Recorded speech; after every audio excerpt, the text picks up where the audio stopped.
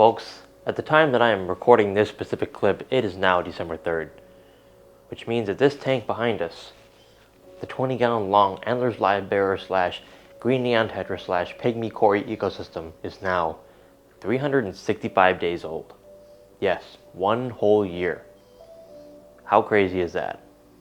It seems like just yesterday I built this tank, and it seems like just yesterday this YouTube channel was starting. And honestly, I can't remember life before I had this YouTube channel. It's only been a little over a year now, and this community that we've built together is more than just me. It's all of us here, and everyone that participates and just hangs out in the comment section, and all of us that help each other out whenever somebody asks a question in the comment section and I'm not able to answer in time, and someone else chimes in and answers that person and helps out one another. That's what this community is. Just the love of fish and nature and everything in between. So thank you, everyone. So like I said, this 20 long is now a year old, and honestly, I just want to take a look back at a year in review and just take a look at all the good, the bad, the ugly, the things that worked out well, the things that didn't, and more importantly, all the life lessons that we learned along the way. So sit back and relax, and let's take a ride down memory lane.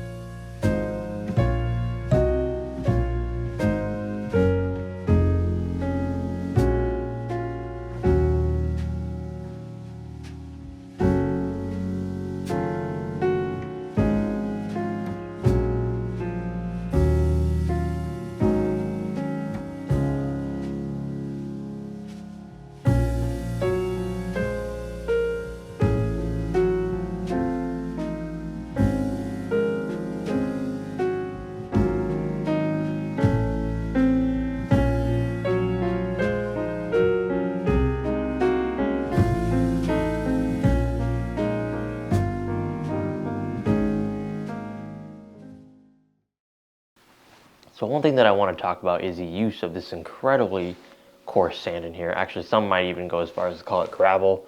I mean, it basically is gravel. It is a lot smaller in person than it is on camera. It does look like straight up gravel on camera. It is a lot smaller, but rest assured, it is very coarse if we're going to consider it sand. So how did that work out in our favor? Or did it not? So when I was a kid, I went to this pet shop in Taiwan, and I remember seeing this really big jungle-style planted tank that had an aerator under the substrate. And the reason why I was able to work was because the substrate was, gravel. And because of that, the aerator was able to pump air up through the surface without disturbing the substrate. Because obviously, if you have like dirt and sand, it would just kind of fly everywhere. But I remember seeing this and just being like, that's cool. Like, it was a jungle tank, and I didn't think anything of it. But now that I'm more invested into this hobby and I make videos, I was thinking back at that and just remembering, like, okay, that was a jungle style tank that used pretty much all gravel. And I wanted to see if I could sort of recreate that and make it work.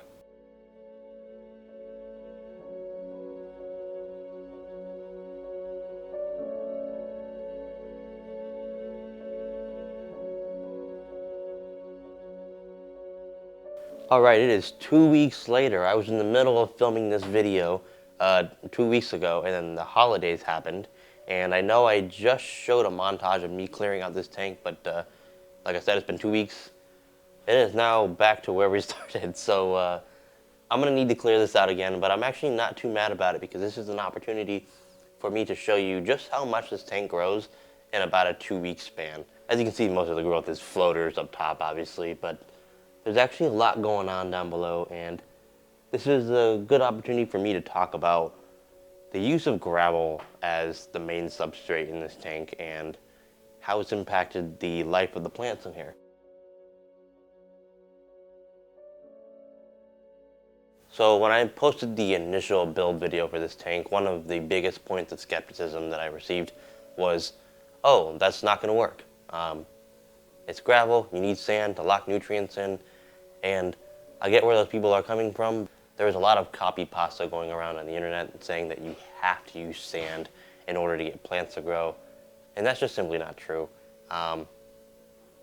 Yes, it does help in a lot of situations, but I think context also really matters, and in the context of this aquarium, where we're using a lot of crypts and a lot of Achnodorus plants, they actually prefer to have more oxygen passing through their roots under the surface or under the substrate layer. And I think in this instance where we use gravel and the more coarse nature of our substrate allowed for water to pass through more freely, thus, getting more oxygen to the roots of these crypts. And I think that really did actually work out rather well in our favor. I have grown crypts in all sorts of substrate. I've grown it in just aqua soil. I've grown it in aqua soil capped with sand. I've grown it in dirt capped with sand. I've grown it in sand only. And these are by far the biggest and healthiest crypts I have ever kept. And not only that, they have been spreading like crazy. So, did it work out? I'll let you decide. But for all intents and purposes, I think it worked out pretty well. Did using gravel and not having sand to lock nutrients down, did that affect the overall health of the water and the fish? So let's talk about that. It's also worth mentioning that, we're not just putting a little bit of gravel in here. We have roughly 2 inches of it here, and it goes below this rim too. There's actually more than you can actually see, and that definitely should not be overlooked. And as you can see here, you can see just how deeply the crypts burrow. So while the gravel substrate bed did benefit us in a lot of ways, introducing more respiration into the substrate bed and such, and it allowed for bigger growth on, select plants, there was one thing that really was a drawback in this aquarium, and that was the algae. The algae was out of control for pretty much the entirety of this aquarium's lifespan. And that is, I am fairly certain it's because, again, the gravel, not trapping down nutrients. So it was kind of a catch-22. We had a situation where we had gravel that allowed for more flow, that allowed for more gas exchange in the roots for the plants that wanted it. But because we were not able to trap down nutrients, more of that was going into the water column, thus introducing more algae. And also because of all the nitrates that were floating around in the water column, the floating plants were also just going crazy. So yeah, that was kind of a situation that I was dealing with. And you could call it a drawback, and I certainly did. I wasn't a fan of the algae at first, but honestly, I kind of started to just get used to it. And I kind of just adapted to this just being just an oddball tank where I was trying something new, and I was learning a lot in the process.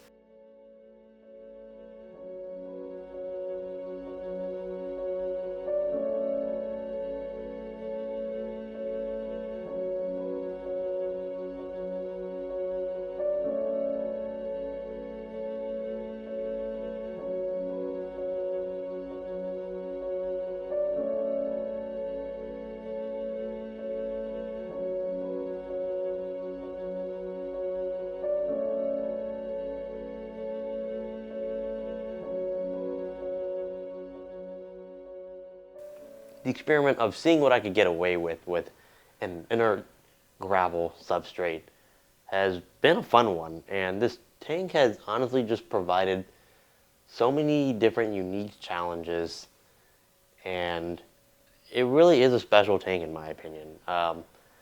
When I first bought this tank, I knew it was going to be different, and that's why I wanted it in a rim tank.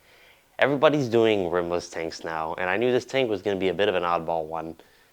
So I got the rim tank, and I think for that reason, I think it did stand out amongst a lot of people when you're looking at the thumbnails and everyone's got like these super high tech, ADA style tanks, rimless tanks. They look wonderful, mind you, but I think when you saw all these super high tech aquariums in the YouTube Explore page, and then you saw this one with no CO2, with the rim and all these 3D printed thingamabobs all over the place.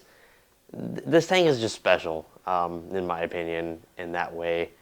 And for that, it holds a big part of my heart. It was a big challenge. It provided so many unique challenges that I had to work through, and I brought you all along the way. And everybody has been super encouraging in the comment section, just saying how much they love this tank. And it's really just a big part of this channel. I think this tank actually is responsible for like the majority of the views in this channel, if I'm going to be completely honest.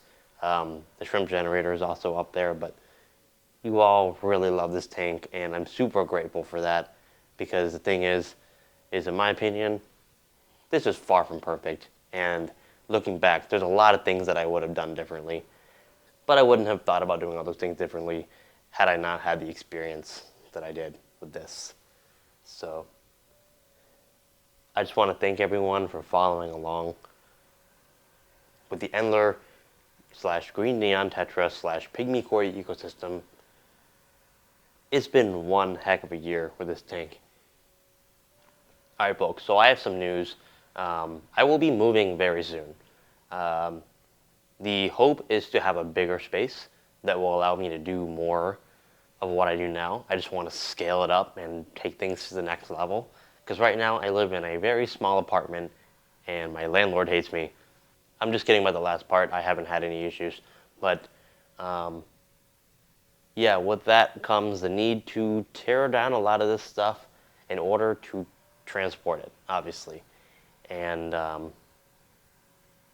yeah, I just want to let you all know I will probably be tearing this down at the beginning of the year, next year in 2025. So I want to hear from you. Is there anything else you want to see with this tank before I tear it down? So let me know. I know it's kind of sad news, but it's also happy news, because I'm excited to move on and do bigger things with the channel when I have more space. But this tank will be going soon, so that's why I wanted to make this video. So happy New Year, everyone. Be safe out there. No drinking and driving, and I'll see you all in 2025.